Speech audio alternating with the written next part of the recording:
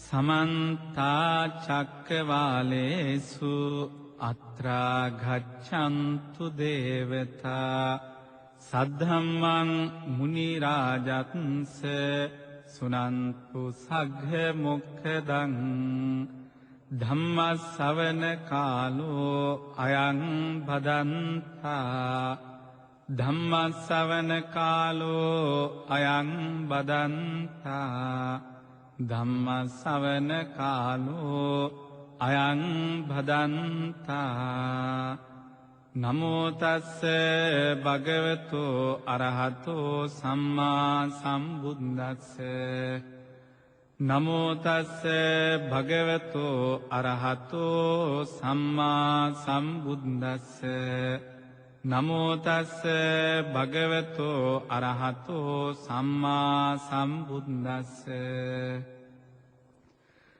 ශ්‍රද්ධාවන්ත සත්පුරුෂ පින්තුනි, සේයතාපි භික්ඛවේ ද්වේ අගාරා සද්ධාරා තත්ථ චක්කුමා පුරිසෝ මජ්ජේතිතෝ පස්සෙය්‍ය මනුස්සේ ගේහං පවිසෙන්තේපි නික්කමන්තේපි අනුසංචරණන්තේපි අනුවිචරන්තේපි ඒවමේවකෝ භික්ඛවේ දිබ්බේන චක්කුණා විසුද්ධේන අතික්කන්ත මානුසකේ සත්තේ පජානාමි චවමානේ uppajjamaනේ හීනේ පනීතේ ස්වන්නේ දුබ්බන්නේ සුගතේ දුග්ගතේ යතා කම්මුපගේ සත්තේ අජානාමීති.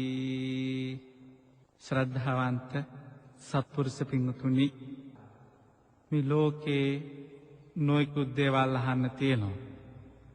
ඒ හැම වචනයක්ම සංසාර බන්ධනේ බඳවන, රාගේ නංවන, ද්වේෂේ නංවන, මෝහේ නංවන වචනයි. ඒ අතරතුර ශාන්තිනායක බුදුරජාණන් වහන්සේගේ බුදුබණ ටිකක් අහද්දි දැනෙන සැනසීම, දැනෙන පිහිට අපි හැමදෙනාටම මහා පුදුම විදිහට මේ බුද්ධ ජයන්ති වර්ෂයේ දැනෙනවා ඇති. බුදුරජාණන් වහන්සේ දේශනා කරන්නේ දුන 84000 ධර්මස්කන්ධය අතරෙහි සූත්‍ර පිටකයේහි 18000ක් පමණ ස්කන්ධ වශයෙන් ධර්මය පවතිනවා. එහි දීඝ නිකාය, මධ්‍යම නිකාය, අංගුත්තර නිකාය, සංයුත්ත නිකාය ආදී වශයෙන් කොටස් වලට බෙදෙනවා. ඉතින් මේ දීඝ නිකාය කියලා කියන්නේ දීර්ඝ සූත්‍ර සඳහන් වෙන කොටස. මහා සතිපට්ඨාන සූත්‍රය, මහා පරිනිබ්බාන සූත්‍ර ආදී සූත්‍ර මේ දීඝ නිකායේ සඳහන් වෙනවා. ඒ වගේම මධ්‍යම නිකායේ මධ්‍යම ප්‍රමාණයේ සූත්‍ර සඳහන් වෙනවා. ඒ වගේම අංග උත්තර නැත්නම් ප්‍රශ්න සහ උත්තර වශයෙන් දේශිත සූත්‍ර කොටස් අංගෝත්තර නැත්නම් අංගුත්තර නිකායේ සඳහන් වෙනවා. ඒකක් කොටස් වශයෙන් බෙදෙනවා. තික නිපාතේ, චතුත්තක නිපාතේ ආදී වශයෙන්. සංයුත්ත නිකායේ සඳහන් වෙන්නේ පිරිත් පොතේ තියෙන පිරිත් සූත්‍ර ආදී මේ කලවේ දේශිත සූත්‍ර. ඉතින් මේ විදිහට මේ භික්ෂූන් වහන්සේලාගේ අධ්‍යයනයට පහසුව පිණිස කොටස් වලට මහා රහතන් වහන්සේලා බෙදා දක්වලා තියෙනවා. මජ්ක්‍ධිම නිකායේහි සූත්‍ර 150ක් තියෙනවා. මුල් 50ට තියෙනවා මුල් සූත්‍ර 50 මූල පඤ්ඤාසකේ යනුවෙනුත්, ඊළඟ 50 මජ්ක්‍ධිම පඤ්ඤාසකේ යනුවෙනුත්, ඊළඟ 50 උපරිම පඤ්ඤාසකේ යනුවෙනුත් හඳුන්වනවා. ඉතින් මේ උපරිම පඤ්ඤාසකේ නැත්නම් මජ්ක්‍ධිම නිකායේහි උපරිම පඤ්ඤාසකේහි ශුන්්‍යත වර්ගයේ 10 වෙනි සූත්‍රය තමයි දේවදූත සූත්‍රය කියලා කියන්නේ. පිටුව ගත්තොත් බුද්ධ ජයන්ති මුද්‍රණවල 385 වෙනි පිටුවේ. ඇයි අද දවසේ මේ විදිහට මේ සූත්‍ර ගැන විස්තර කරන්නේ? මේ සූත්‍රය අහගෙන යද්දි, මේ සූත්‍රය හැමදෙනාම මෙනෙහි කරගෙන යද්දි සමහර කෙනෙක්ට හිතෙන්න පුළුවන් මේක වෙන්න බෑ. මේ වගේ දේවලුත් මේ බුද්ධ ශාසනයේ බුදුරජාණන් වහන්සේ දේශනා කරලා තියෙනවාද කියලා හිතෙන්න පුළුවන්. එනිසායි ඒ හැම දෙයක්ම තියෙන තැන පවා සවිස්තරව කිව්වේ සැක හිතෙන කෙනෙක් තමන් පුළුවන් තමන් විහාරස්ථානයට ගිහිල්ලා ඒ පොත අරගෙන බලන්න මේක ඇත්තද කියලා. ඉතින් මාතෘකා කරන්න දුන ගාථාවේ සරල තේරුම බුදුරජාණන් වහන්සේ භික්ෂූන් වහන්සේලා ආමන්ත්‍රණය කරලා දේශනා කරන මහණෙනි ද්වේමේ අගාරා නැත්තං ගෙවල් දෙකක් ඉස්සරහා තත්ත චක්කුමා පුරිසෝ හොඳට ඇස් පේන මිනිස්සෙක් මැජ්ජේ මැදට වෙන්න හිටගෙන ඉන්නවා.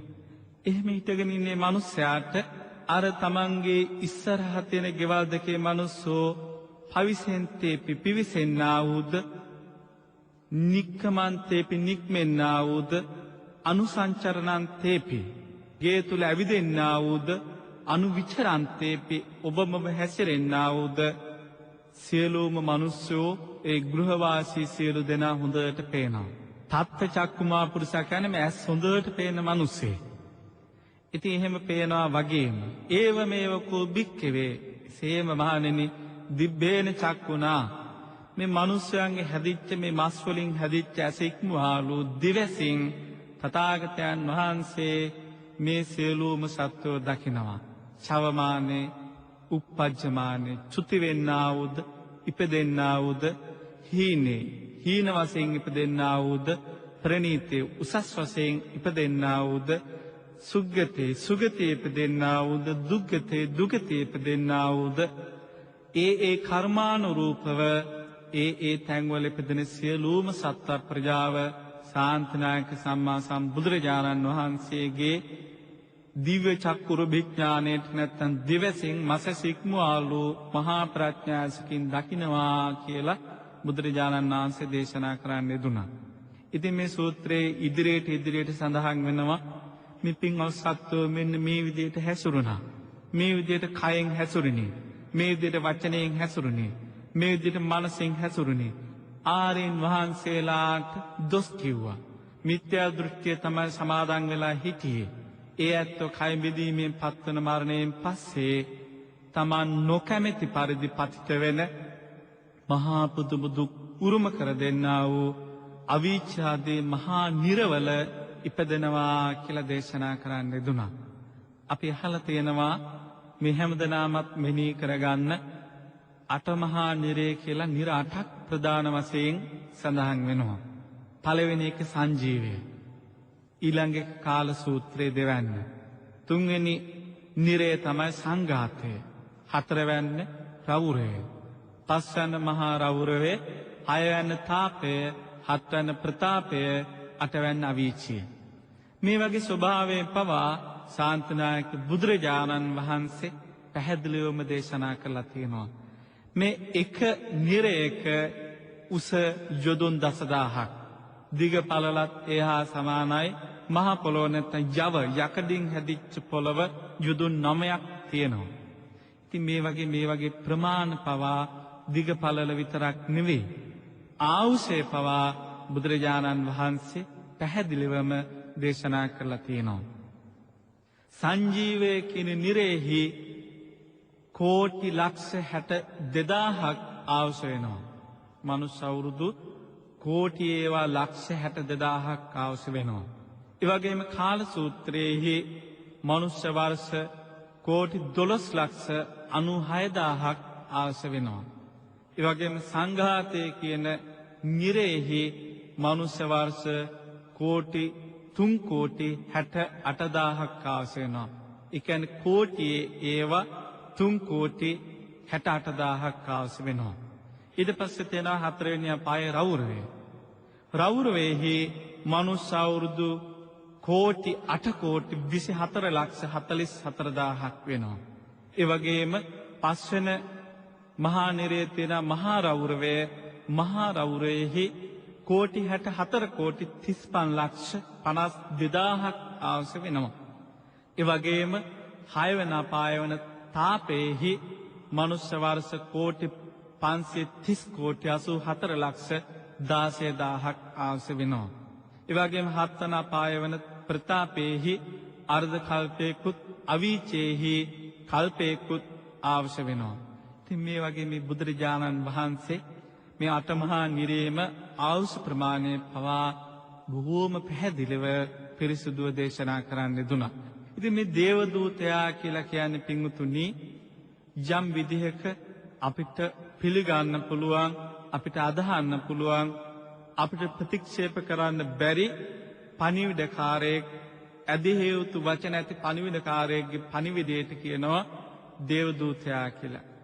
ඉතින් මෙන්න මේ දේවදූතයන් ලෙස බුදුරජාණන් වහන්සේ කාරණා පහක් අපට දේශනා කරන්න යෙදුණා.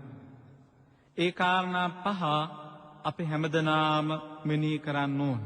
අපි හැමදෙනාම සිහි කරන්න ඕන. අපි හැමදෙනාම හොඳට හිතේ තියාගන්න ඕන. යම් කිසි මිනිසෙක් අර මම මුලින් සඳහන් කර විදිහට තමන්ගේ ලැබිච්ච මනුසාත්ම භාවය හරියාකාරයෙන් පරිහරණය කරේ නැත්තම්, නොමනා විදියට නම් පරිහරණය කරේ, ඒ තැනැත්තට දීර්ඝ රාත්‍රියක් අහිත පිණිස, අවැඩ පිණිස, දුක් පිණිස පවතිනවා. මෙලොව සැනසීමක් නැතිව මිය පරලෝ යන්නේ තැනැත්තා සමහර වෙලාවට මහා නිරවල ඉපදෙනවා. එහෙම ඉපදෙන අතරතුර අපි දන්නවා බඩුත් එක්කම හොරු අහුණාට පස්සේ නඩු විමසීමක් නැතුව එලින්ම දඩුවම් සිද්ධ කරනවා. නමුත් යම් විදියක ලේසයක් නැත්තම් නිදහසට හේතුවක් කාරණාවක් දකිනවා නම් ඒ තුල නඩු විමසීමක් සිද්ධ වෙනවා. අන්න ඒ වගේ සිද්ධියක් මේ අපාය තුල සිද්ධ වෙන බව බුදුරජාණන් වහන්සේ දේශනා කරන්න දුනා. ඒ කියන්නේ මේ පවපින දෙක කලෝමේ සිද්ධ කරපු කෙනෙක් හිටියොත්, පව වැඩි වුණත් මේ පින් මෙනෙහි වෙන අවස්ථාවක් දැක්කොත්, ඒ තැනත්තා මේ නිරසතා යමපල්ලන් විසින් යම රජු කරා එක්කාසු කරගෙන යනවා. ඉතින් මේ යම රජුරෝ ගැන ධර්මයේ සඳහන් වෙනවා. මේ යම රජතුමා කියලා කියන්නේ ද්විමාතික පෙරේතෙක් නැත්තම් විමානයක කාලයකට දින 14ක් සැප විඳින, දින 14ක් දුක් විඳින තැනක් එක්ක කියලා ධර්මයේ සඳහන් වෙනවා. ඔහු ධාර්මිෂ්ඨයි. ඔහු මේ හැම දෙයක්ම විමසන්නේ මිනිසුන්ගේ පිනක් මතු කරගන්න පුළුවන්ද අවස්ථාවක් තියේද කියන අදහසින්. නිරසත්තු විසින් අර අකුසලයට යොමු වෙච්ච ඒ නිරසතාව යමපල්ලන් විසින් මේ යම රජුරුවන් වෙත එක්කාසු කරගෙන යනවා. එහෙම එක්කාසු කරගෙන ගිහිල්ලා යමපල්ලන් විසින් ප්‍රකාශයක් කරනවා, ස්වාමීනි මේ තැනැත්ත මනුස්ස ලෝකයේ තුල ජීවත් වෙද්දී තමන්ගේ අම්මට සලකන්නේ දුන්නේ නැහැ. තමන්ගේ තාත්තට සැලකුවෙත් නැහැ. ශ්‍රමණ බ්‍රාහ්මණයන් කරා දානයක් දුන්නෙත් නැහැ. අපචායනය කරන්න ඕන නැත්නම් සලකන්න ඕන වැඩිහිටියන්ට ආසනය දෙන්න ඕන වැඩිහිටියන්ට ආසනය දුන්නේ නැහැ. ආරින් වහන්සේලාට දොස් කිව්වා. මිත්‍යා දෘෂ්ටිය තමයි සමාදන් වෙලා හිටියේ. ඒ හේතුවෙන් මේ තැනැත්තාට දඬුවම් දෙනසේක්වා කියලා ආරාධනා කරනවා. ඒ වෙලාවේ මේ යම රජතුමා විමසනවා, ඒ පුරුෂය ඔබ දැක්කේ නැද්ද මේ මනුස්ස ලෝකයේ තුල පළවෙනි දේව දූතයා? අනේ ස්වාමීනි මම දැක්කේ නෑ කියලා අර නිරසතා ප්‍රකාශ කරනවා. ඒ වෙලාවේ යම රජුරෝ හිතනවා මේ තැනත්තට මං කිව්ව දේ තේරුන්නේ නෑ කියලා. ඊට පස්සේ ඒක නැවත විග්‍රහ කරමින් හඳුන්වා දෙනවා. ඒ පුරුෂය ඔබ දැක්කේ නැද්ද මේ මනුස්ස ලෝකයේ තුල චූටි දරුවෙක් වඩාගෙන ඉන්න අම්මා කෙනෙක්. ඒ චූටි දරුවා Tamanට බඩගිනි දැනුණත් හැඬුවා. මధుරයේ දෂ්ට කරත් හැඬුවා. මල මූත්‍ර ගොඩේම Tamanගේ කටේ කෙලි ටිකවත් රඳව ගන්න බැරුව බොහොම දුර්වල විදිහට ජීවත් වෙන චූටි පුතෙක් හෝ දුවෙක් හෝ ඔබ දැක්කේ නැද්ද? අනේ ස්වාමීනි එහෙම ඇත්තෝ නම් මම දැකලා තියෙනවා. ඉතින් ඔබට නුවණ පෑදිලා තිබ්බ අවස්ථාවක, මුහුකුරාගේ වයස තිබ්බ වෙලාවක ඔබට හිතුන්නේ නැද්ද ඒ චූටි දරුවා දකිද්දී අනේ මමත් මේ ඉපදීම ස්වභාව කොට ඉන්නේ. මමත් මෙන්න මේ විදිහට කාලයක් ගත කරා. හැම දෙයකම අඬා මල මූත්‍ර ගොඩේ läගගෙන මේ විදිහට චූටි කාලේ දුක් විඳා කියලා ඔබට හිතුන්නේ නැද්ද? ඔබට හිතුන්නේ නැද්ද එහෙමනම් මම මේ විදිහට නම් ඉපදෙන්නේ, මේ විදිහට නම් දුක් විඳින්නේ, ඒ දුකෙන් නිදහස් වීම සඳහා යම් කිසි දෙයක් ඉෂ්ට සිද්ධ කරගන්න ඕන, යම් පිනක් දහමක් කරගන්න ඕන කියන හැඟීම ඔබට ඇති වුනේ නැද්ද? ඒ වෙලාවේ අර නිරසතා උත්තර දෙනවා අනේ ස්වාමීනි මට එහෙම හිතුන්නේ නැහැ. මම ප්‍රමාදයටපත් වුණා. පින්වතුනි මෙතෙන්ද ගියාට පස්සේ නැවත ආපහු එන්න පුළුවන් කමක් නැහැනේ. තමන් මේවට උත්තර හදාගත්තේ නැත්තම්, තමන් මේවට පිළිතුරු තමන් විසින්ම නිර්මාණය කරගත්තේ නැත්තම් මහා පුදුම විදිහට තමන් ඒ තැනදී අසරණ වෙනවා. ඒ වෙලාවේ මේ යම රජුරෝ ප්‍රකාශ කරනවා මේක ඔබගේ අම්මා කරපු වරදක් නෙවෙයි නේද? මේක ඔබේ තාත්තා කරපු වරදක් නෙවෙයි නේද? එහෙම නැත්නම් මේක වෙන අන්‍ය වූ ශ්‍රමණ බ්‍රාහ්මණයෙක් කරපු වරදක් නෙවෙයි නේද?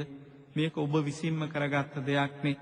එහෙමනම් ඔබ විසින් කරපු දේ වගකීම ඔබම බාර ගන්න කියලා නිස්සද්ද වෙනවා. ඊට පස්සේ නැවත විමසනවා ඒ පුරුෂයා ඔබ දැක්කේ නැද්ද දෙවන දේව දූතයා? ඊට පස්සේ මේ තැනත්තා නැවත පිළිතුරු දෙනවා නෑ මන් දැක්කේ නෑ. ඒ වෙලාවේ නැවත අර විදිහටම හඳුන්වා දීමක් කරන ඔබ දැක්කේ නැද්ද උපතින් 80 වර්ෂයක් ගෙවා දමපු මහලු ස්ත්‍රියකෝ පුරුෂයෙක්කෝ තමන්ගේ දත් හැලිලා කඩදත් ඇතිව ගොනස් පෑදිලා එහෙම නැත්නම් ඉලයට කූඩු බේරිලා වක් වෙච්ච ශරීරයෙන් සැරෑටි වාරුවෙන් ගමන් කරන තමන් තියෙන තැන නෙවෙයි පාදේ හිටින්නේ. ඒ වගේම තමන්ගේ ඇඟේ හැම රැලි වැටිලා දකින්න අප්‍රසන්න මහලු කාන්තාවක් හෝ මහලු පුරුෂයෙක්කෝ ඔබ දැක්කේ නැද්ද කියලා විමසද්දී මේ තනත්තා කියන අනේ එහෙම කෙනෙක් නම් මන් දැක්කා.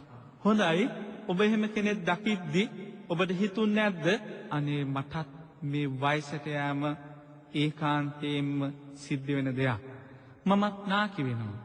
මමත් මේ විදිහටම සැරෑටි වාරුවෙන් ගමන් කරන දවසක් එනවා. මගෙත් මේ අත් බඹරුවන් අබිනීල කේශ කලාපය සුදු වෙලා භාවයට පත් වෙනවා. මගේ මේ මුතු දෙපලක් වගේ තියෙන දත් පන්තිය වැටිලා කඩදත් ඇතුව ජීවත් වෙන කාලයකුත් එනවා. මෙන්න මේ විදිහට ඔබට හිතුන්නේ නැද්ද කියලා විමසනවා. ඒ වෙලාවේ අර නිරසතා උත්තර දෙනවා ස්වාමීනි මම ප්‍රමාදයටපත් වුණා. මට ඇත්තට මෙහෙම හිතුන්නේ නැහැ කියලා.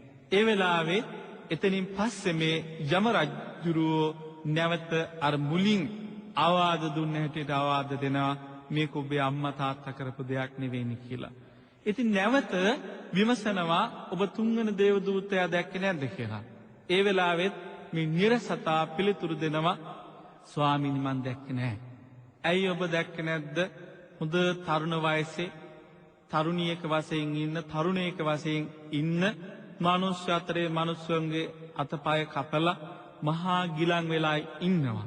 නැගිට ගන්න බැරුව සෙම සමුට්ටාන ආබාධ නැත්තම් සෙම් වලින් ආතුර වෙච්ච ලෙඩ රෝග හැදිලා වාතයෙන් ආතුර වෙච්ච ලෙඩ රෝග හැදිලා ඒ වගේම පිටෙන් ආතුර වෙච්ච ලෙඩ රෝග හැදිච්ච මනුෂ්‍ය දැක්කේ නැද්ද? පින්වතුනි ඉස්සර අපිට තිබ්බ ලෙඩ තුනයි. ඒ තමයි වාපිත්සෙන් වාතයෙන් හැදෙන අසනීප, පිටෙන් හැදෙන අසනීප, ඒ වගේම සෙමෙන් හැදෙන අසනීප. මිනිස්සු යම් දවසක ගව මස් අනුභවයේ සඳහා පෙළඹුණාද හරක් මස් කන්න තියාගත්තට පස්සේ 890ක් රෝග හැදලා තියෙනවා. ඒ කියන්නේ 98ක් අසනීප හැදලා තියෙනවා. ඉතින් මේ අසනීප ගැන විග්‍රහ කරලා ඔබ දැක්කේ නැද්ද මෙන්න මේ මහා භයානක අසනීප වලින් ලාදුරු වගේ මහා භයානක අසනීප වලින් අදරන් ගත්තොත් ඔය තියෙන සමාජයේ තියෙන පිළිකා වැනි මහා භයානක ලෙඩ රෝග වලින් පීඩා විඳින කාන්තාවක් හෝ පුරුෂයෙක් ඔබ දැක්කේ නැද්ද? මම දැක්කා. එහෙම දැක්කනම් ඔබට හිතුන්නේ නැද්ද අනේ මමත් මේ ව්‍යාධියට මේ අසනීප වලට අනිවාර්යයෙන්ම ගොදුරු වෙනවා. මේ යොබ්බන මදේ නැත් ආරෝග්‍ය මදේ මං අත්තරින්න අවශ්‍යයි. මම අසනීප වෙන්න පෙර යම් කිසි පිනක් දහමක් කරගන්න ඕන කියලා ඔබට හිතුන්නේ නැද්ද? අනේ ස්වාමීන් මම ප්‍රමාදයටපත් වුණා.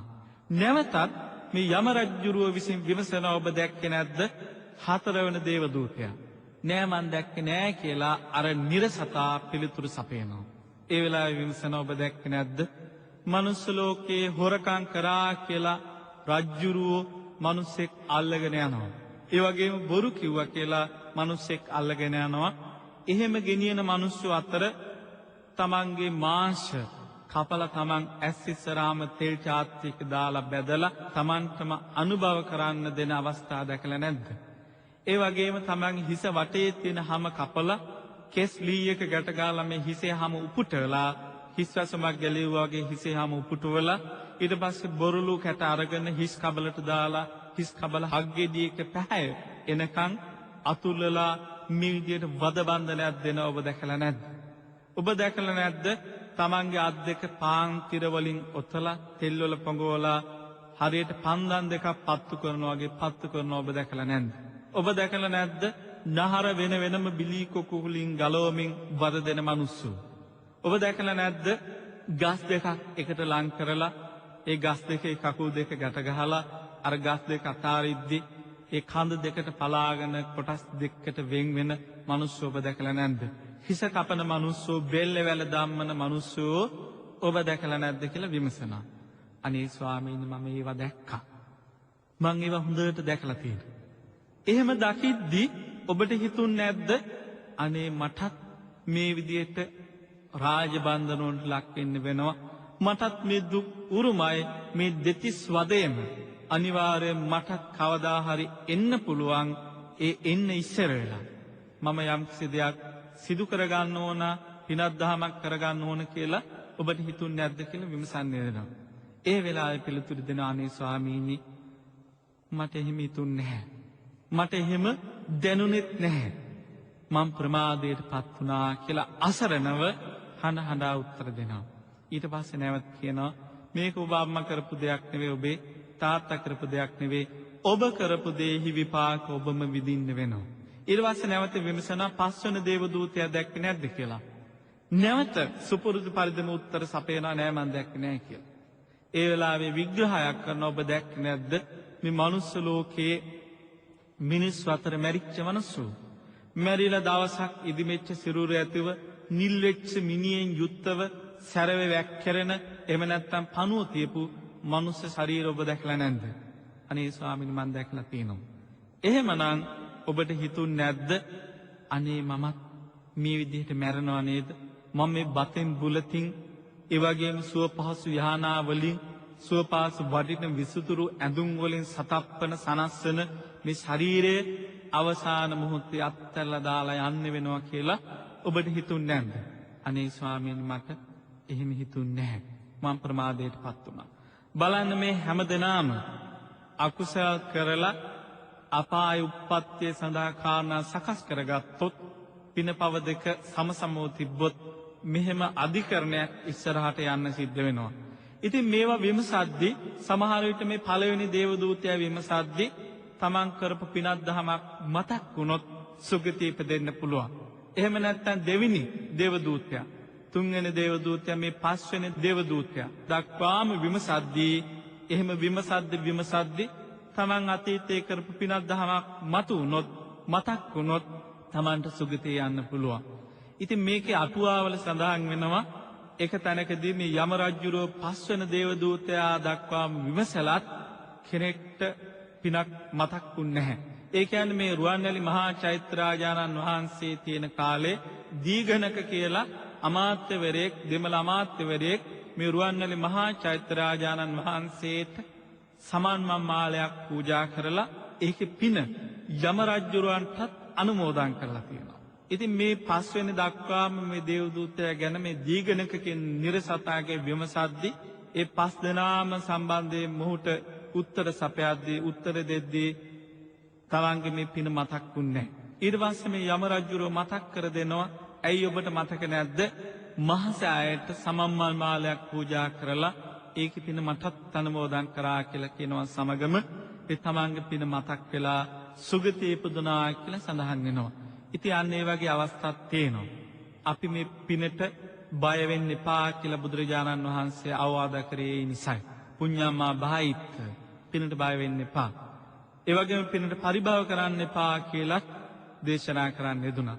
ඉතින් මේ විදිහට විමසද්දිත් Tamanට පිනක් මතුුන්නේ නැත්තම් මේ විදිහට විමසද්දිත් Tamanට සුගතිය යන්න බැරි වුණා නම් අර යම රජුරෝ නිස්සද්ද වෙනවා. ඒ යම රජුරෝ නිස්සද්ද වෙනවා සමගම අපායේ ඉන්න යමපල්ලෝ අර නිරසතාව අරගෙන ගිහිල්ලා රවුරවේ කියන අපායට ගිහිල්ලා දානවා. ඉතින් ඒකට ගිහිල්ලා දාද්දී මොවුන්ගේ ශරීර යොදුන් 100 ගණන් උසයි. තමන් මේ යව පොළොවේ නිදි කරවලා තමන්ගේ දකුණු අතට යකඩ උලක් ගහනවා. තමන්ගේ වම් අතටත් යකඩ උලක් ගහනවා, කකුල් දෙකටත් යකඩ උල් දෙකක් ගහලා හෘද වස්තුව පලාගෙන යන්න තවත් යකඩ උලක් ගහනවා. ඉතින් මෙහෙම යකඩ උල් ගැහුවට පිංගුතුනි ඒ නිරසතා මැරෙන්නේ නැහැ. මම මුලින්ම මේ සූත්‍රයේ තියෙන පොතත් පිටුවක් සූත්‍රයක් ගැන හැඳින්නුවේ කෙනෙක්ට හිතෙන්න පුළුවන් අනේ මෙහෙමත් වද තියෙන්න බෑ. මේ බුදුරජාණන් වහන්සේ මනුස්ස අකුසල් වලින් බේරන්න මේ බොරුවට එහෙම නැත්නම් සම්මා ප්‍රයෝග විදිහට මේ විදිහට දේශනා කරන්න ඇති කියලා හිතෙයි කියලා තමයි මම ඒ විදිහට මේ පිටුවත් එක්කම සදාන් කරේ. මෙතන සම්මා ප්‍රයෝග නැහැ. අපි පිළිගත්තත් නැතත් මේක තමයි යථාර්ථය. මේක තමයි ඇත්ත. මේක තමයි බුදුරජාණන් වහන්සේ අවසානයේ මේ සූත්‍ර දේශනාව අවසානයේ කියන මහණෙනි මම මේක කාගේවත් අහලා නෙවෙයි කියන්නේ. සාමං විදිතං සාමඤ්ඤාතං මම්ම අවබෝධ කරගත්තා, මම්ම දැක්කා, මම්ම ප්‍රත්‍යක්ෂ කරගත්තා කියලා මේ සූත්‍රය අවසානයේ බුදුරජාණන් වහන්සේ දේශනා කරන. ඒක නිසා මේ ධර්මයේ කෙරෙහි සැක හිතන්න එපා කියලා අපි ආරාධනා කරනවා. ඊට පස්සේ දෙවන අපාය වෙන දෙවන නිරේ වෙන කාල සූත්‍රයටත් ඒ නිරසතා කෙනත් බස්සනවා. දැන් අපි දන්නා ආවුස රවුරවේහි ආවුස අපි දන්නවා. සංජීවයේ අපි ආවුස දන්නවා. ඉතින් මේ සංජීවයේ කියන අපායෙහි ආවුස ප්‍රමාණයෙම ඒ තනත්තට ගෙවන්න වෙනවා. ඊළඟ අපායට දැම්මට පස්සේ ඒක කියන්නේ කාල සූත්‍රය.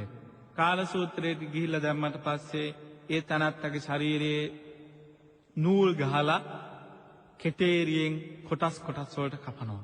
ඒත් මැරෙන්නේ නැහැ. ඊට පස්සේ සංඝාතය. සංඝාතය කියලා කියන්නේ වෑයක් අරන් කකුල් වලින් එල්ලලා ඇඟ රහිනවා. ඊට පස්සේ රෞරවය. රෞරවයේහි ගිනිගෙන දිලියෙන යව පොළේ කරත්තවල බැඳලා ඒ නිර්සත්තු හඬවා ඇවිද්දවනවා. ඒ වගේම පස්වන අපායේ ගිය තැනත්තට අඟුරු කන්දක නංවමින් බාසෝවෙන් මහා දුකක් දෙන්න වෙනවා. ඊට පස්සේ ඒ නිර්සතාව ඊළඟ පියවර වශයෙන් ලෝකුඹු නිරේ බහනවා. ඒ ලෝකුඹු නිරේ නැත්තම් ලෝදිය අපි දන්නවා යකඩ දිය වුණාට පස්සේ ලෝහ දිය. ඒ ලෝහ දිය වලට කියන ලෝදිය කියලා. මේ ලෝදියේ තියෙන කටාරමක නැත්තම් ලෝදියේ තියෙන හැලියක බස්සනවා. ඒ බස්සද්දි ඒ නිර්සතා පෙන දදා පැහැෙනවා කියන අවුරුදු කාලයක අම්මා කෙනෙක් කැවුම් බදිද්දි ඒ වගේම කොකිස් බදිද්දි ඒ රත් වෙච්ච තෙලට කැවුම් වල නැත්තම් කොකිස් වල දිය ටිකක් දාද්දි ඒ කොකිස් හදා ගන්න දාන දියරේ පෙන දදා පැහැෙනවා වගේ අර නිර්සතත් පේනුද්දේහකම් කියලා හඳුන්වනවා. පෙන දදා පැහැෙනවා, හරහට යනවා, උඩට මතුවෙනවා. වර්ෂ 100,000 කෝටි ගණන් එහාට මෙහාට දඟල ඉන් නිර්සතා පැහැෙනවා. ඊට පස්සේ තමයි මේ මහා නිරේට දාන්නේ. මේ මහා නිරේ ජොදුන් 10,000ක් උසයි, දිගයි, පළලයි. ඒක ඝන කොටුවක් තියෙනවා. ඉතින් මෙන්න මේකේ හඳුන්වනවා දකුණු පැත්තේ ඉඳන් නැගෙන ගින්න වම් පැත්තේ ජව බික්තියත් පසාරු කරගෙන යොදුන් 100ක් ඈතට ඒ ගින්න විහිදලා යනවා. ඒ වගේම වම් පැත්තේ ඉඳන් නැගෙන ගින්න ඊළඟ පැත්තට යොදුන් 100ක් ඈතට විදගෙන යනවා. ඒ වගේම බිමින් නැත්තම් යව පොළොවේ නැගෙන ගින්න උඩ පැත්තෙන් යොදුන් 100ක් ඈතට විහිදලා පවතන. මේ විදිහට බිත්ති හතරෙන් නැගෙන ගිනි හතර ඊළඟ බිත්තිය විදගෙන යොදුන් 100ක් ඈතට, ඒ කියන්නේ හැතැම්ම 1600ක් ඈතට මේ ගිනිදැල් විහිදලා පවතිනවා, විදිනවා. ඉතින් යොදුන් 100ක් ඈත ඉඳලා මිනිස්සෙක් බැලුවොත් මේ ගිනිදැල් දිහා ඇස් දෙක පුපුරනවා කියලා ධර්මයේ සඳහන් වෙනවා. ඒක 이르දි සම්පන්න මහා 이르දිධාරී රාතන් වහන්සේ නමකින් භික්ෂුන් වහන්සේලා විමසනවා, ස්වාමීනි මේ අපාය ගින්න රස්නේ, අපාය ගින්න සැරද කියලා. ඕ ඇවැත්නි මේ අපාය ගින්න මහා පුදුම සැරයි, හරීම රස්නේ. ස්වාමීනි උදාහරණයක් දෙන්න පුළුවන්? ආමං උදාහරණයක් දෙන්නම්. එහෙනම් මහණෙනි ඒ භික්ෂුන් වහන්සේලාට අවවාද දෙන එහෙනම් ඇවැත්නි ඔබ හැමදෙනාම තෙත ගොමයි එනරුලි වතුරෙන් පෙඟිච්ච අමුදර ටිකුයි එක්කාසු කරලා ගොඩක් ගහන්න. එහෙම ගොඩක් ගහවට පස්සේ මේ රහතන් වහන්සේ තමන්ගේ එ르දි බලයෙන් අපායෙන් ගිනි පුපුරක් අරගෙන අර තෙත ගොම වලට එනරුලි වලින් හැදිච්ච දර ගොඩට අමුදර වලට අර ගිනි දම්බ දානවා. ඒ ගිනි දම්බ දානවා සමගම අර සියල්ල ශ්‍රණයකින් අලුභාවයට පත් වෙනවා. ඒ වෙලාවේ විමසනවා ස්වාමීනි මේ අපායේ ගින්නද? නෑ ඇවත්නි මේ අපායෙන් විසිච්ච ගිනි දම්බක් තමයි මං එර්ධ බලයෙන් ගෙනාවේ කියලා. ඉතින් මෙන්න මේ විදිහට මහා පුදුම වේදනා මහා පුදුම දුකක උරුමයන් තමයි මේ අටමහා නිරේම තියෙන්නේ. අපි දන්නවා බුදුරජාණන් වහන්සේ සමග වෛර හදාගත්ත බුදුරජාණන් වහන්සේට නොයෙකුත් ආකාරයේ කරදර කරපු දෙව්දත් තෙරුන් වහන්සේ ගැන අපි අහලා තියෙනවා. අපි දන්නවා මේ දෙව්දත් තෙරුන් වහන්සේත් වාසය කරන්නේ අවීච මහා නිරේ. ඒ කියන්නේ ඒ තැනැත්තගේ ශරීරයේ යොදුන් 100ක් උසයි. මේ ඇසිබැම දක්වාම උඩ මහ පොළොවේ ගැලිලා තියෙනවා. යට වලලු කර දක්වාම යටින් ඒ මහ පොළොවේ හිර වෙලා තියෙනවා. එයා මේ අපායේ මැද්දේ ඉන්නේ ටැංකියක වගේ. එයාගේ හිස් මුදුනේ වැදිච්ච ඊතලයක් අදෝ මාර්ගෙන් නැත්තම් පිටිපස්සෙන් ගහගෙන ඒ ජව බිත්තියේ හැප්පිලා තියෙන. ඒ වගේම දකුණු පැත්තෙන් එන ඊතලයක් වම් පැත්තේ අතත් පසාරු කරගෙන ලයත් පසාරු කරගෙන ඊළඟ බිත්තියේ වැදලා තියෙනවා. ඒ වගේම ඉස්සරහින් එන හෘද වස්තුව පැත්තෙන් එන ඊතලයක් පිටපැත්තට පසාරු කරගෙන ඊළඟ බිත්තියේ වැදලා තියෙනවා. නියපොත්තේ ඉඳලා මුළු ශරීරයම පිච්චීගෙන එනවා. නැවත ශරීරයේ කර්මානුරූප වැඩෙනවා. ඒකට හේතුව තමයි නිශ්චල බුදුරජාණන් වහන්සේට අගාත නැත්තම් වෛර හදාගත්ත නිසා වද දුන්න නිසා මේ දෙව්දත්තරුන් වහන්සේ නිශ්චලවම දුක්ඛිතභාවයෙන් දුක් විඳිනවා කියලා බුදුරජාණන් වහන්සේ මේ අපාය ගැන සඳහන් කරා. ඉතින් මෙන්න මේ අපායේ දාපු තැනත්තා වර්ෂ කෝටි ප්‍රකෝටි ගාණක් අප්‍රමාණ දුක් විඳිනවා. එහෙම දුක් විඳින ඉද්දැද්දී ඒ අපාය එක දොරටුවක් ඇරෙනවා දකින්න. එහෙම ඇරෙනවා සමගම අර නිරසතා සීග්‍රයෙන් දුවනවා. විශේෂයෙන් දුවනවා. මහා පුදුම ජවයකින් ඒ දොරටුවෙන් එළියට යන්න දුවගෙන යනවා. එහෙම දුවගෙන යද්දී අර නිරසතාගේ හැමේ යටිපතුල් පිච්චෙනවා. සිවිය පිච්චෙනවා. ඒ වගේ මස් පිච්චෙනවා. මස් පිච්චලා සමත් පිච්චිලා ඇටකොටු දක්වාම පිච්චි ගිහිල්ලා ඇටකොටු වලින් දුන් දානවා කියලා බුදුරජාණන් වහන්සේ දේශනා කරා. ඉතින් මේ ඇටකොටු වලින් දුන් දදා අර තමන්ගේ ద్వාරය ළඟට යනවා. එහෙම ద్వාරය ළඟට ගියාට පස්සේ ඒ ద్వාරය ළඟටම ආවට පස්සේ ඒ දොර වැහෙනවා. පුදුම ආසරණකම. ඒ දොර වැහුණාට පස්සේ නැවත ආසරණ වෙලා ඊළඟ පැත්ත හැරෙද්දි ඔන්න තව එහා පැත්තේ දොරක් කැරිලා. ඊට පස්සේ ආයෙ දුවනවා. ආයෙ වේගෙන් දුවනවා. හම පුච්චගෙන, මස් පුච්චගෙන, නහර පුච්චගෙන ඇටකොටු දක්වාම කකුල් දෙක පිච්චි යන ගමනේ ඇටකොටු වලින් දුන් දදා මෙහෙම දුවනවා. බුදුරජාණන් වහන්සේ දේශනා කරන මහණෙනි මෙහෙම වර්ෂ ගාණක් දුවලා කවදා නමුත් එක දොරටුවක් වැහෙන්නේ නැතුව ඇරිලාම තියෙන අවස්ථාවක් තියෙනවා. එහෙම කාලයක් තියෙනවා. ඒ වෙලාවට ඒ දොරටුවෙන් එළියට යනවා. ඒ දොරටුවෙන් එළියට යනවත් එක්කම වැටෙන්නේ කොහාටද දන්නවද? ගූත නිරේ. ගූත නිරේ කියලා කියන්නේ පිංගුතුනි ගූත කියලා කියන්නේ අසුචි වලට. අසුචි කැකෑරෙන අසුචි පැහි යන නිරේ තමයි ගූත නිරේ. ඉතින් මේ ගූත නිරේට වැටෙනවා සමගම ඉදිකටු තුඩ වගේ තුඩුවල් තියෙන පණුව ඇවිල්ලා අර නිරසතාව විදිනවා. ඒ නිරසතාවගේ සම විදගෙන මස් විදගෙන නහර විදගෙන ඇට කොට විදගෙන ඇට මිදුළු බොන්න පටන් ගන්නවා ඒ පණුව ඇවිල්ලා. ඉතින් මේකෙත් වර්ෂයේ 100,000 කෝටි ප්‍රකෝටි ගාණක් දුක් විඳලා ඊළඟට එතනින් ගොඩට ඇවිල්ලා උණු අලු නිරයට දානවා. මේ උණු අලු නිරයට නැත්තම් කුක්කුල නිරයට වැටුණාට පස්සේ ඒ උණු අලු වලින් මහා පුදුම පිච්චීමකට ලක් වෙන අර තුවාල වලට උණු අලු ගිහිල්ලා අර හිල් වෙච්ච ශරීරයට උණු අලු බැසගෙන අප්‍රමාණ දුක් විඳිනවා. ඊළඟට අපි දානවා කුක්කුල නිරයට. කුක්කුල නිරයෙන් ගොඩ අරගත්ත නිරසතා හිඹුල් වනයට දානවා. ඒ කියන්නේ කටු විඹුල කියලා අපි මේ හැමදෙනාම අහලා ඇති. මේවා විහිළු නෙවෙයි පිළිතුරු. ඒ කටු විඹුල කියලා ගහක් තියෙනවා. ඒක උස යොදුන් 100යි. යොදුන් 100ක් කියලා කියන්නේ හැතැම්ම 1600. යොදුනක් කියන්නේ හැතැම්ම 16යි. මේකේ මේ ගහේ කටුවල ප්‍රමාණය කියන 12 අඟුලක් නැත්නම් 16 අඟලක් ඒ ගහේ කටුවල උල තියෙනවා. ඉතින් මෙන්න මේකේ එක තැනක සංග්‍රහ පොත්වල සඳහන් වෙනවා පුරුෂයෙක් නම් මේ අපායේ දුක් විඳින්නේ කාමයේ වර්ධව හැසිරීමේ අකුසල විපාක නිසායි. ඒක සඳහන් වෙනවා පුරුෂයෙක් නම් ස්ත්‍රියෙක් ඒ කටුඹුල මුදුනේ ඉඳලා ගීතයක් ගායනා කරනවා. ඊට පස්සේ අර පුරුෂයා අර ස්ත්‍රියට ලෝභකමෙන් අර ගහ දිගේ නගිනවා. ගහේ භාගයක් නැංගට පස්සේ ඒකේ අර 16 අඟලකින් යුක්ත කටු මතුවෙනවා. ඒ කටු අල්ලගෙන තමයි ඉන්නේ. ඊට පස්සේ මහා හුලං හමාගෙන අර තනත්තා ගහගෙන යන්න යනවා. අර ස්ත්‍රිය අන්තර්ධාන වෙනවා. ඒ තනත්තා උඩට නගින්න යද්දී කටු උඩ අතට හැරෙනවා. පහළට නගින්න යද්දී ඒ කටු පහළ අතට හැරෙනවා. ඒ කියන්නේ ඇමිනෙන ප්‍රමාණය වැඩි වෙන විදිහට සකස් වෙනවා. ඉතින් ස්ත්‍රියෙක් නම් පුරුෂයෙක් ඒ විදිහේ කටුඹුල මුදුනේ ඉඳලා සින්දුවක් කියනවා ඇහෙනවා. තමන් කර්මානුරූපේ ගහේ මැදට යනවා.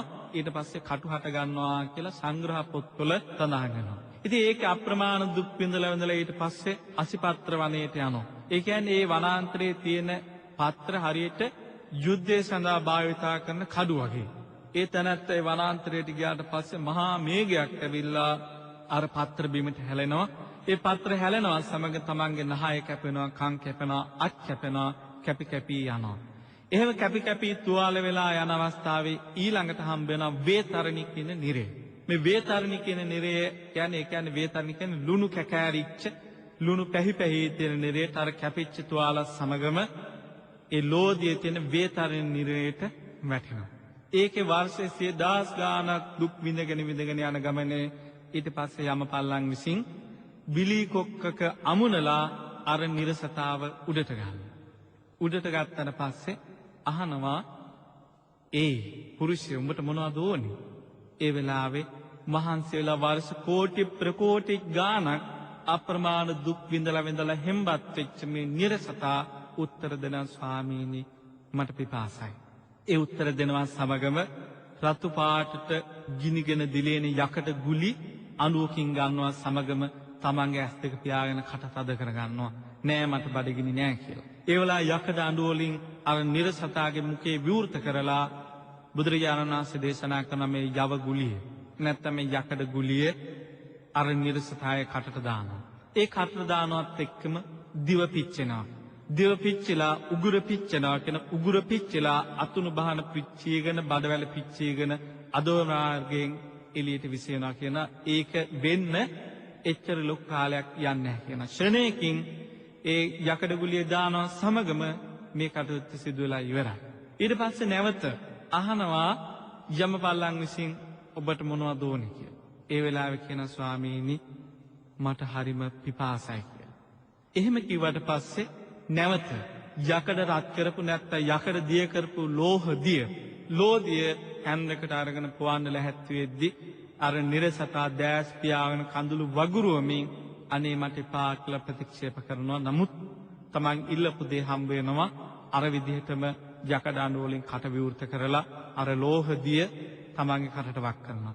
මෙහෙම එක දිගටම කරගෙන යනවා. ඊට පස්සේ කියන බුදුරජාණන් වහන්සේ මහණෙනි වෙන්න මෙතනින් එක වාරයක දුක් ඉවරයි. ඒ වෙලාවේ භික්ෂුන් වහන්සේ නමක් නැකලා විමසනවා අනේ ස්වාමිනී භාග්‍යවත් බුදුරජාණන් වහන්සේ මෙතනින් මේ අපාය දුක් ඉවරද කියලා.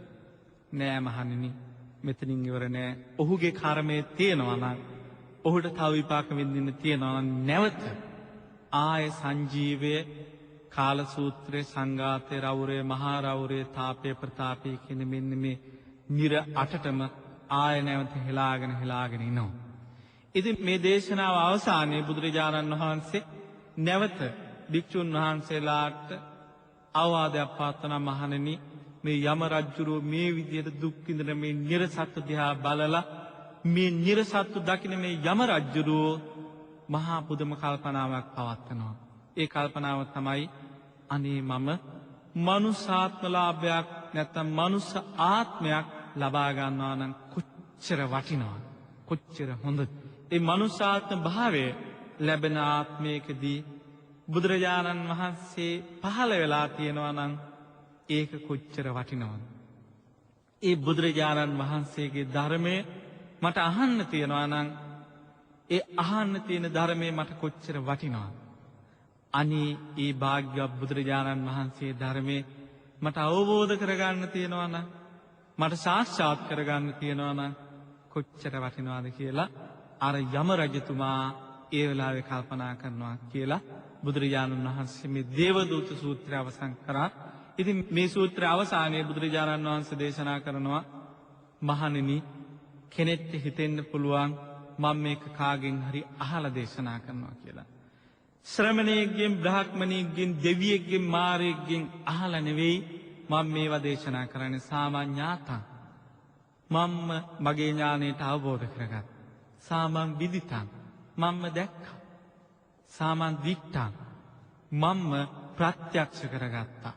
එහෙම ප්‍රත්‍යක්ෂ කරගෙනයි මහණෙනි මම මේ සූත්‍රය දේශනා කරේ. එතනින් පස්සේ නැවතත් බුදුරජාණන් වහන්සේ දේශනා කරනවා දේවදූතයන් අප ළඟට ඇවිල්ලා චෝදනා කරද්දි දේවදූතයන් අපිට පේන සිටිද්දි දේවදූතයන් අපට පැහැදිලි ලෙස මේ කාරණා දක්වද්දිත් අපි හැමදේම දැකලා ඒ හැමදේම අපට පෙනිලත් අපි ප්‍රමාදව නම් වාසය කරන්නේ අපි අපේ ජීවිතයට පිනක් දාම එක්කාසු කරගන්නේ නැත්තං ඒ තැනැත්තා ගැන කවර කතාව. ඒ ප්‍රමාද වෙච්ච තැනැත්තා ඒ ප්‍රමාද වෙච්ච මිනිසට මේ සතර අපාය දොරටු හැරනවා විනා අම්පිහිටක් අන් පිළිසරණක් කොයින්ද කියලා මේ සූත්‍රය අවසන් කරා. ඒක නිසා අපි හැමදෙනාම හිතර ගන්න ඕන පින්තුණී අපි මේ මොන දේ කළත් මොන දේ කිව්වත් සමාජයේ අපි මොන විදිහට පිළිගත්තත් සමාජයේ අපි මොන විදිහට ගරු නම්බුනාම ලැබුවත් තමන්ගේ හෘද වස්තුව දන්නවා තමන්ගේ හදවත දන්නවා තමන් මේ සමාජයේ කොහොමද ජීවත් වෙන්නේ තමන් සමාජයේ කොහොමද හැසිරෙන්නේ තමන් සමාජයේ කොයි විදිහටද ක්‍රියාත්මක වෙන්නේ කියලා තමන් දන්නවා ඒ තමන්ගේ දැනීම තමන් මරණය කරාගෙන යන අවස්ථාවේදී හෘද සාක්ෂියට අනුකූලව උත්තර දෙන්න වෙනවා ඒ කියන්නේ අපි මැරෙන්න යන වෙලාවේ ආයේ හිත නිදහස් වෙනවා. අත් දෙක ගැන හිත හිතන්නේ නැහැ. ඔළුව ජීවත් කරන්න ඕන කියලා හිත හිතන්නේ නැහැ. අපි මේ කරපු කියපු අකුසල ධර්මයන් අපට මැවිවි පේනවා. අපි ඉස්සරහට මේ අකුසල ධර්මයන් එනවා. එහෙම එද්දි ඉදිරියට පැමිණෙද්දී අපි කොච්චර අසරණ වෙනවද? කෙනෙක්ට හිතෙන්න පුළුවන් මම මේ මැරෙන්න කිට්ටුව මේ වෙලාවේ බුදුගුණ ටිකක් මෙනෙහි කරගන්නවා. බුදුරජාණන් වහන්සේ ධර්මයේ මෙනෙහි කරගන්නවා. මහා සංඝරත්නයේ ගුණ මෙනෙහි කරගන්නවා. එහෙම නැත්නම් ත්‍යාග්ෂ කෙනෙක් කියලා තියන්න පුළුවන් මම මැරෙන්න යන වෙලාවේ පිරිත් ටිකක් දාන්න, ධර්මයේ ටිකක් දාන්න මට ඇහෙන්න සලස්සන්න කියලා.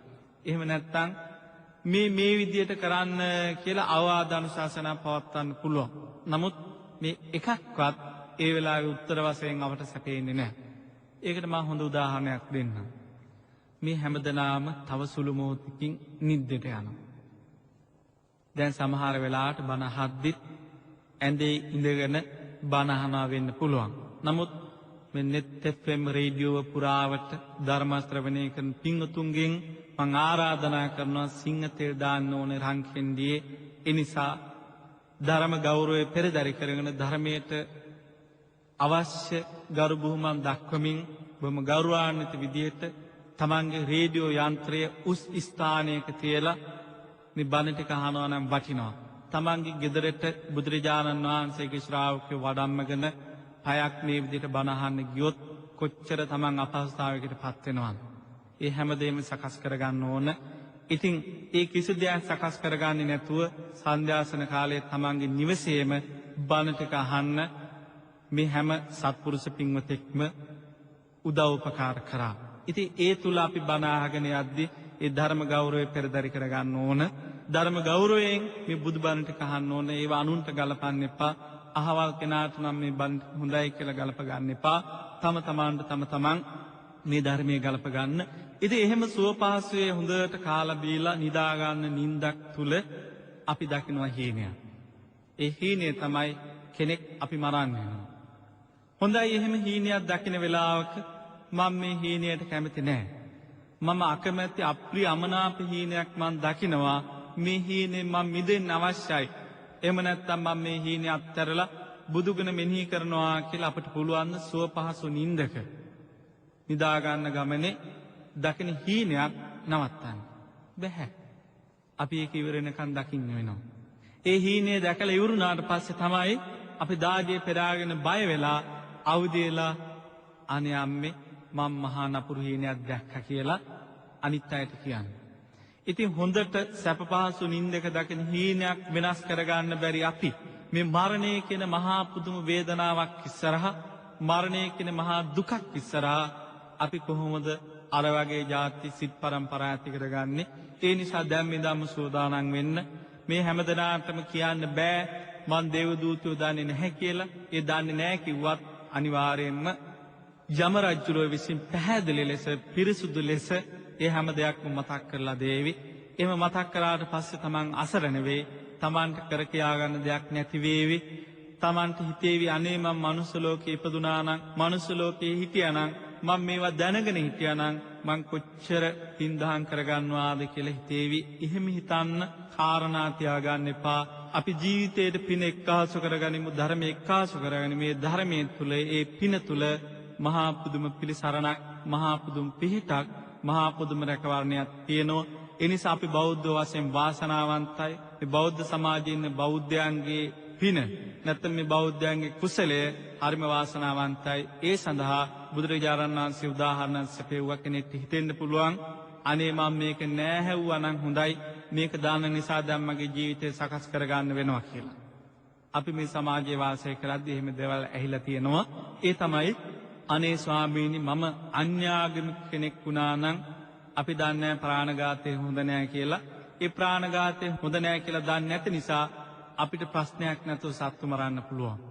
අන්‍යාගමික කෙනෙක් කරපු අකුසලයේ සහ බෞද්ධයන් කරන අකුසලයේ අතර අන්‍යාගමික කෙනා කරපු අකුසලයේ බල අඩුයි, බෞද්ධ වශයෙන් අපි දැනගෙන කරන අකුසලයේ බල වැඩි කියලා මේ විදිහට හිතෙන්න පුළුවන්. එහෙම හිතන අවස්ථා අපි දැකලා තියෙනවා. එහෙම කියන අවස්ථාවත් අපිට සම්මුඛ වෙලා තියෙනවා. ඉතින් ඒක ඒ විදිහට ගලප ගන්න එපා. ඒක ඒ විදිහට හිතන්න එපා. ඒකට හේතුවක් තියෙනවා. ඒ හේතුව තමයි බුදුරජාණන් වහන්සේ අහනවා මහණෙනි එක තැනක රත් වෙච්ච යකඩ දෙකක් තියෙනවා. හොඳට රත් වෙලා. හැබැයි එක තැනක් ඉන්නවා ඒ යකඩේ රත් වෙලා කියලා දන්නේ නැහැ. අනිත් තැනත්තා ඒ යකඩේ හොඳට රත් වෙලා කියලා දන්නවා. ඉතින් රාජානක් නැත්තම් මිනිස්සෙක් අන කරනවා අනිවාර්යෙන් මේ යකඩ කෑලි දෙක පැත්තකින් තියන්න කියලා. ඒ වෙලාවේ බුදුරජාණන් වහන්සේ විමසනවා මහණෙනි අර යකඩ කෑලි දෙක අල්ලන ඒ මිනිස්සු දෙදෙනා අතර කාටද වැඩිම හානියක් වෙන්නේ කියලා. ඒ වෙලාව උත්තර සපයනවා ස්වාමීනි භාග්‍යවත් බුදුරජාණන් වහන්සේ යම් කිසි කෙනෙක් දැනගෙන ඉන්නවාද මේ යකඩේ රත් වුණා කියලා දැනගෙන ඉන්න කෙනා බුරුලට අතින් අල්ලලා කරන්න දෙයක් නැති නිසා ඒ යකඩේ අයින් කරනවා. නමුත් මේක රත් වෙලා කියලා දන්නේ නැති තැනත් ඒක තමන් මුළු හදවතින්ම අල්ලගෙන අත මිරිකලාම අල්ලලා ඔහුගේ අත පිච්චීම වැඩි කරගන්නවා. මහාඥානී වගේ තමයි මේ බෞද්ධ තැනැත්තෙක් සහ අන්‍යාගමික තැනැත්තෙක් කරන පවක වෙනස. එතන බෞද්ධ තැනැත්ත දන්නවා මේක අකුසලයක් කියලා. ඒ තැනැත්තා ඒ අකුසලයේ කරද්දී නැත්තම් සතෙක් මරන්න උනාට පස්සේ සමහර විට අපි දැකලා තියෙනවා සතා මරන්න යෙදුනාට පස්සේ අන්න අතන සතෙක් ඉන්නවා, අන්න අතන පොල්ල තියෙනවා කියලා තමන් මරන්නේ නැතුව තව කෙනෙක් ඒ සඳහා යොමු කරනවා. එහෙම නැත්තම් කරන්නව දෙයක් නැත්තම් අනේ පෞකාරකමට ආවන්නේ අපිට වද දෙන්න කියලා අර සතා ඝාතනය කරත් තමන් දන්නවා මේක අකුසලයක්, මේක පවක් කියලා. ඒ දන්න නිසා තමන් හිතනවා මං අනාගත කාලේ මේකට හරියන්න පිනක් කරගන්න ඕන, මේක මම හදා ගන්න ඕන, මේ වැරද මං නිවැරදි කරගන්නවා කියන හැඟීමක් තියෙනවා. නමුත් මේක අකුසලයක් කියලා දන්නේ නැති කෙනා ඒක කරලා තමන්ගේ යාළුවන්ට කියන අද මම මෙච්චර කුකුල්ලු මැරුවා, මේ විදිහට මම පව්කම් කරා කියලා බොහොම සතුටින් ඒක කියනවා. ඉතින් බෞද්ධයාගේ පව හරියට තැලිච්ච බීජයක් වගේ. ඒක හිත හිතා බෞද්ධයා සතුටු වෙන්නේ නැහැ. ඒක මෙනෙහි කර කර මහා පුදුම ප්‍රීතියක් බෞද්ධයා විඳින්නේ නැහැ. ඔහු පසුතැවෙනවා. ඔහු හිතනවා මම මේකෙන් සංවර වෙන්න ඕන කියලා. අනිත් කෙනෙක් සමහරට ඒවා හිත හිතා සතුටු වෙන්න පුළුවන්.